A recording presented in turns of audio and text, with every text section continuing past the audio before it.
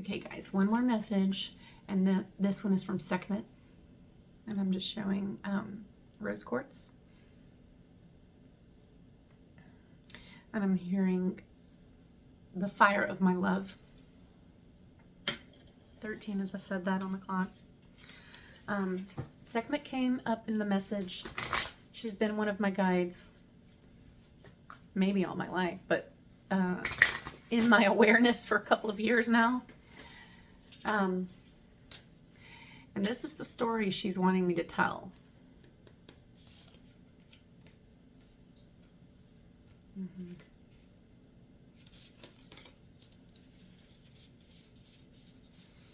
She's talking about how she's famous for her destruction, okay? Her fierceness, her fire. This is kind of how we know her, you know?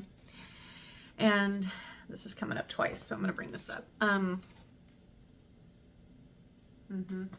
And she said to me this morning, she said, Miranda, when you hear the story of how she went to fiercely defend her father's honor, okay, she destroyed half the world, okay?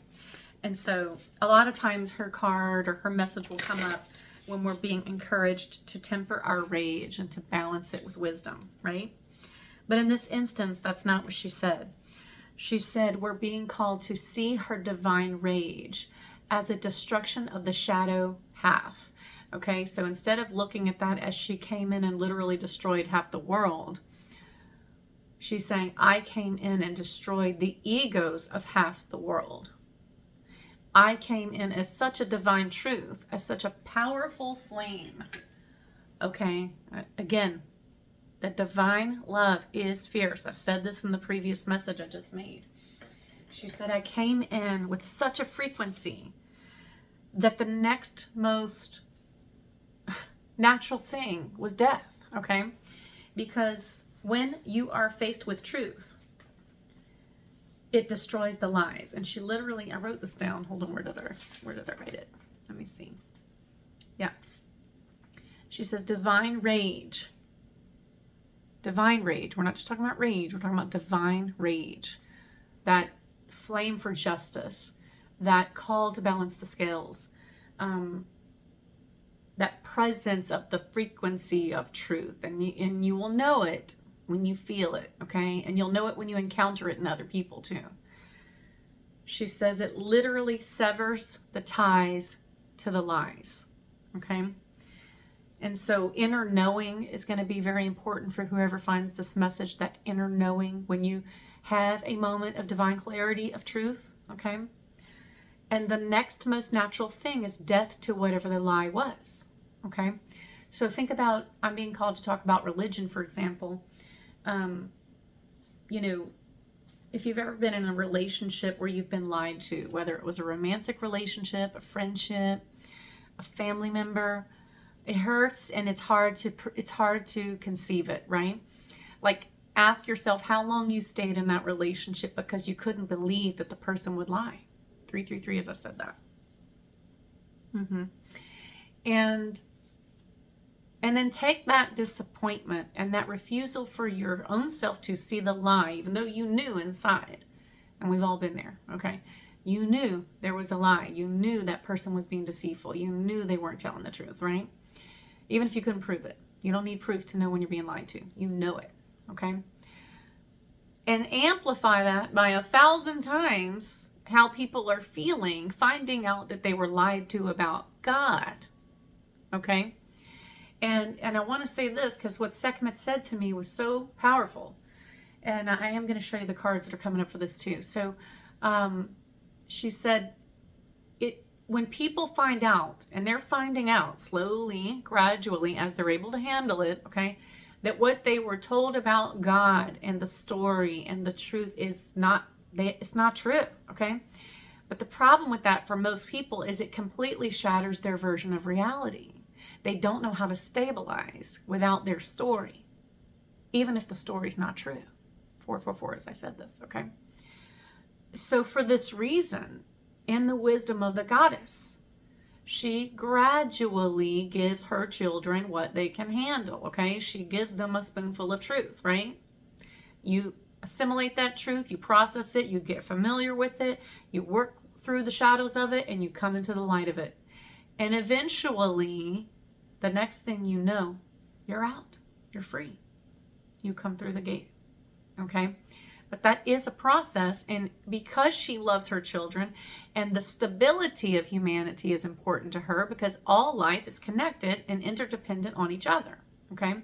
So you can see why there is wisdom in the way information is being dispersed and the way these rites of passages are being handed out to individuals all over the world. Okay? She says, I'm doing this. I am what my children need. This is what, Goddess Sophia is talking right now. She's like, I am giving what they need. Sort of like when you're breastfeeding, okay? The breast, in their wisdom, automatically designed milk suited for that child. And they change the milk formulation based on the chemistry from the child.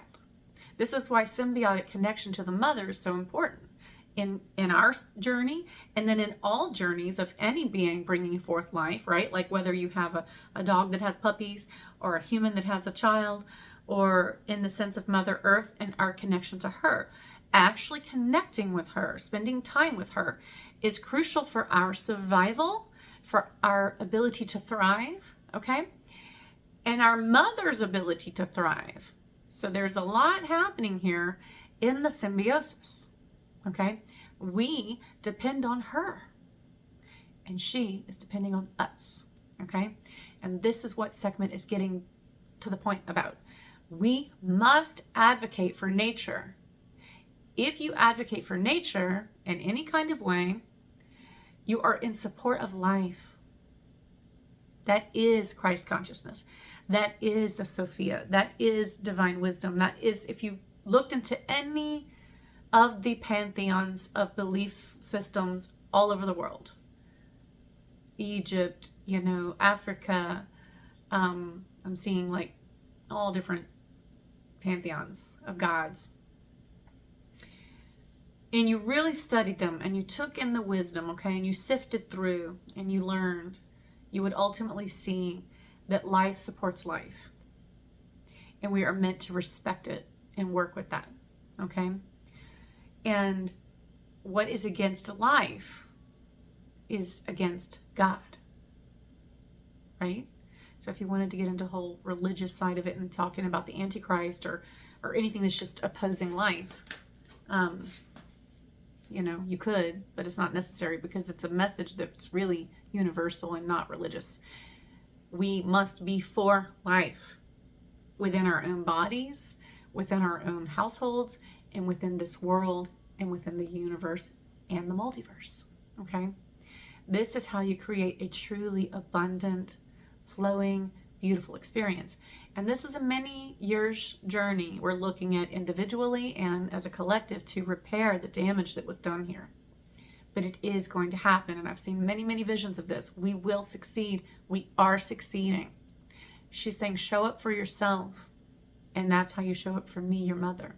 It's kind of like, if you raise children and you see and you watch your children succeed, you watch the fruit of your labor, right?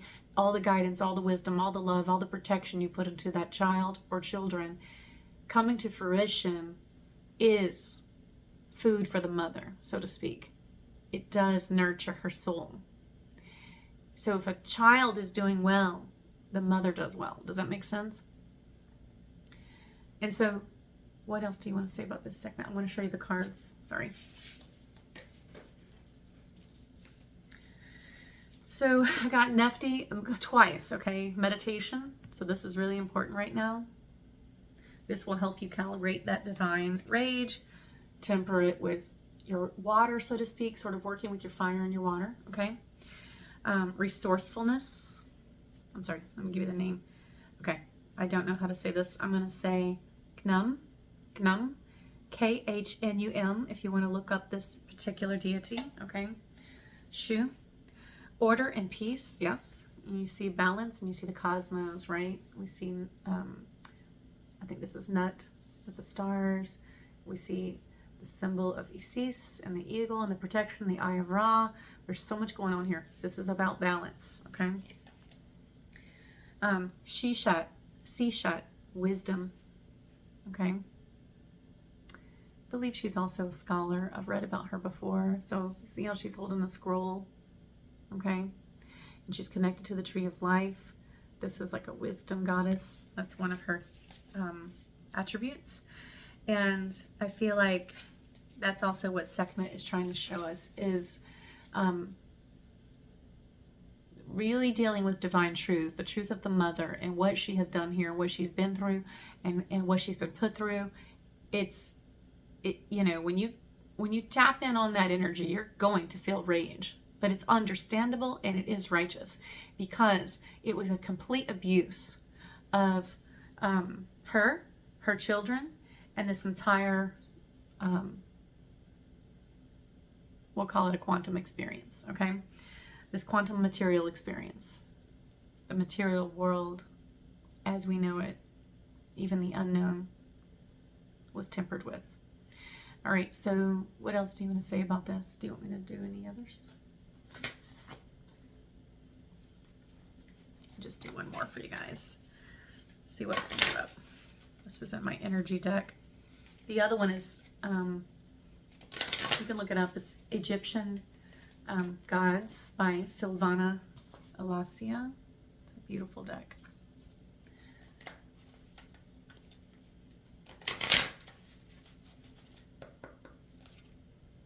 Yep, balance, yin yang. 22 could be important for someone. And I'm feeling, let me just see. Hold on one second, you guys, I'll pause it. I just wanted to look these up for you guys to give you a little bit more. I'm familiar with, you know, Nephti and Seshat because I've researched them before, but I just want to tell you a little bit more. Knum, if I'm saying his name correctly, he kind of represents fertility and giving life to new things. I think that's very relevant.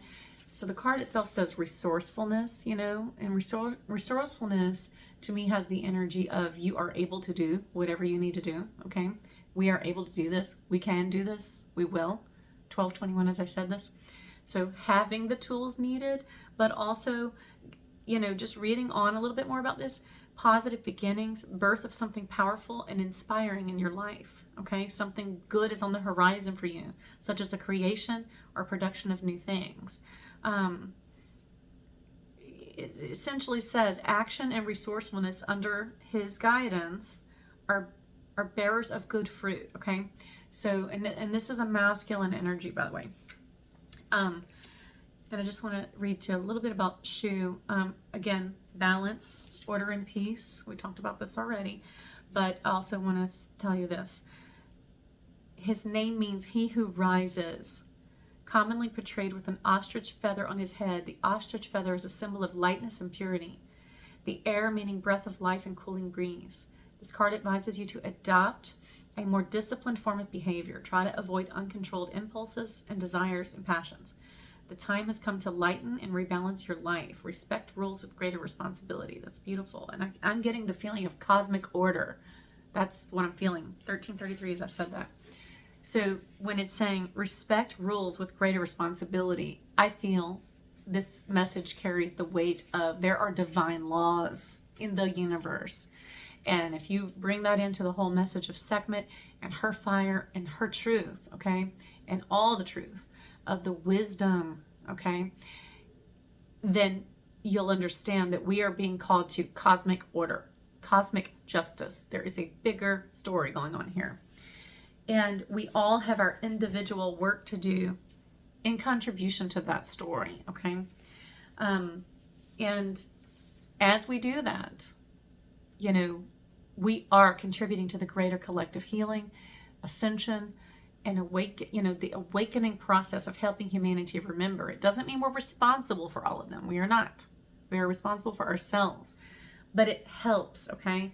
Because if you have another soul and one more soul and another soul awakening, working through their shadows, doing the balancing work, you're going to have more and more and more balanced and healed individuals contributing to society, okay?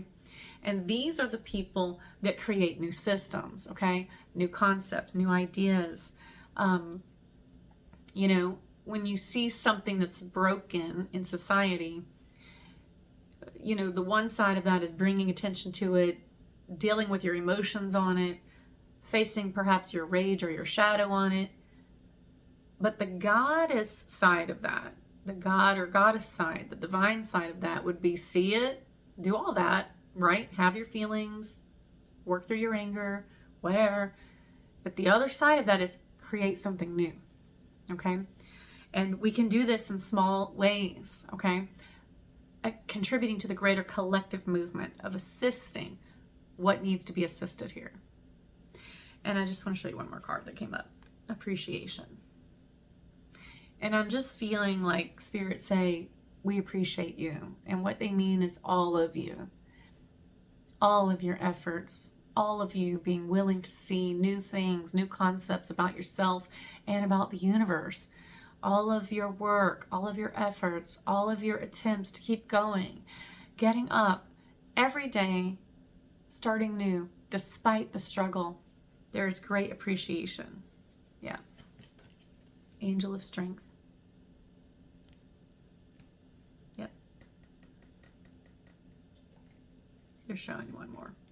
Speaking your truth. Archangel Gabriel. So there's a lot of appreciation from heaven. That inward collective, all the collectives, all the ancestral lineages who have contributed to the wisdom here in this realm. Lived experience is what I'm hearing. That's your ancestral wisdom, okay? They come with the knowing of higher realms, but still go through the rites of passage of this realm. So that's a very calibrated, strong, and powerful wisdom. And it's like the ancestors are saying thank you. Anything else? That's it. All right. Hope this message helps. I love you guys. Bye.